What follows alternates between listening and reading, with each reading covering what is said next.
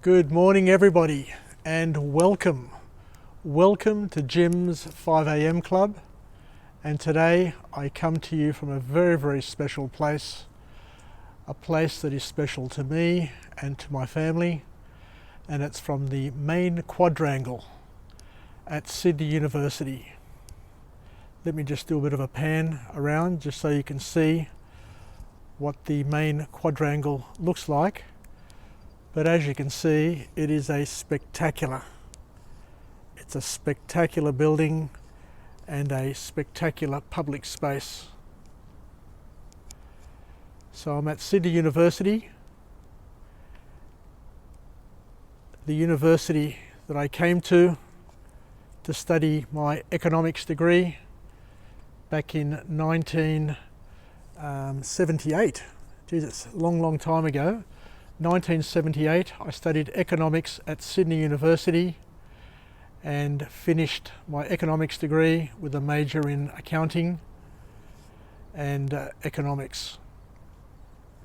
Right there behind me is the McLaren Hall, where I sat a number of exams and where I had my graduation ceremony. On the day of my graduation, I came and I was here with the three most important people in my life: my mother, my father, and my wife Paula. Because we were boyfriend and girlfriend back then, but she supported me and helped me get through the last year of my university, helping me focus on what was important as opposed to partying and being distracted like I was the previous years before I'd met Paula. I've got a running joke with my daughters. I told my daughters that I did a 5-year degree, where it took me 5 years to do my degree. And they said, "Dad, did you do it part-time?" And I said, "No, girls, I did it good time. I had a good time and I enjoyed myself while I was doing my degree." But I don't advise that on other people, because back then education was free and my parents didn't have to pay my university fees, whereas these days if you're missing out on years and failing subjects, it's costing you money. Anyway, one more thing, in that McLaren Hall back there where I had my graduation, I'm proud to say that my name echoed in that hall not once, but twice. The family name that I inherited from my father echoed when I got my degree, and also when my youngest daughter, Artemis, got her degree here as well. So that's the last time that the name Paniaras will echo in those varsity walls, because both of my daughters have taken on their husbands' surnames, and the name Paniaras will end with me and my good wife here in Australia. Anyway, enough of that. What I wanted to talk to you about today, whilst I've got you, is a number of years ago I went to a seminar run by Tom Hopkins, and it was called a sales boot camp. Tom Hopkins, let me get it right, is an American real estate guru, an expert salesperson, and he ran a boot camp here in Australia, and I decided to go along to see what I could learn. And I learned a heap. He was a brilliant presenter, and he's written a couple of awesome books. So anybody in sales, I recommend you buy those books and do his program. It's 30 years old, 40 years old, but doesn't matter. The principles apply. Nothing has changed. Human nature continues the way it does. But one of the things that he said there is that when you're in the sales cycle, in the sales process, you need to be able to close the deal.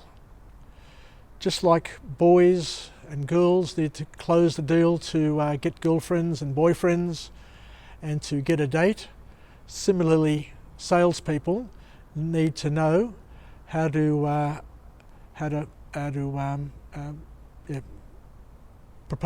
put the proposal onto the client and get them to make a decision. And that decision, of course, is a yes. So the rule of getting a yes, according to Tom Hopkins, and I've used this over the years in my professional career, is that after you've done your sales spiel, you've gone through all the objections and rebutted them beautifully with your answers, there comes a point where you need to make a proposal and make a proposal to close a deal and to get the sale. The rule is, once you make the proposal, the first person to speak after that is the loser. So pop the question and zip your mouth, even if it takes a minute, 2 minutes, because the problem is a lot of salespeople miss out on sales because they talk themselves out of the sale. So put the pressure on the customer, put the pressure on the client, put the pressure on whoever you're trying to get an outcome from, and let them answer. Do you get it? Remember, propose and zip it. Because the first person who talks after you've popped the question is the loser.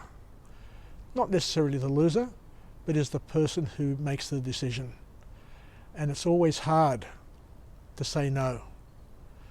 So don't be too eager to talk on your client's behalf. Don't be too eager to keep on blabbing away, because the more you talk, the more you undo the good work that you've done. Talk, do whatever you have to do, but when you make your proposal, when you pop the question, zip it and wait for an answer. The power of silence. I worked in a law firm for a number of years, and what I've noticed is that the senior partners, the lawyers, the people who are leaders in their field are experts at silence. Because a lot of people are very, very uncomfortable when there's silence and have a need to talk, have a need to say something, have a need to maintain momentum. If the expert salesperson maintains momentum by keeping silent at a particular point in time. Anyway, enough of that. But how do we use it? You know how to use it. I've explained it. Propose, silence, next person to speak is the loser. You can use that with your children, you can use that with your partner, you can use it with your friends, your peers, and most importantly with your clients. So, enough of that for me. From this beautiful location here at Sydney University, the main quadrangle. I reckon this has probably got to be the most beautiful university in the whole wide world. Reminds me very much of my private school that I went to, Newington College, a similar sort of architecture, so I always felt at home here. But let's finish off with an affirmation. I'm alive, I'm well, and I feel great. To all my friends and family, stay connected, stay relevant, and most important, when you make a proposal, zip it and win. Win the opportunity so that there's a win-win. You gain and the customer gains. You gain and the person who you're chatting to gains. It's all about win-win. Anyway, enough from me. Take care, and we'll chat again. Bye for now from this wonderful place. Oh, before I finish, I had a lot of ups and downs at this university. In this quadrangle here, I sat for exams. Round the other side there, I would go there to find out where I was sitting in the exam room, and also a week or two after the exams I would come here in November or December and look for my results. And thank God, on the last year that I was here, I passed all the subjects and I was out of here. I was so happy. My parents were so relieved and so happy. You've got no idea how proud I was on my graduation, to see how proud my parents were and my wife. Anyway, take care. Enough from me. Ciao. Bye.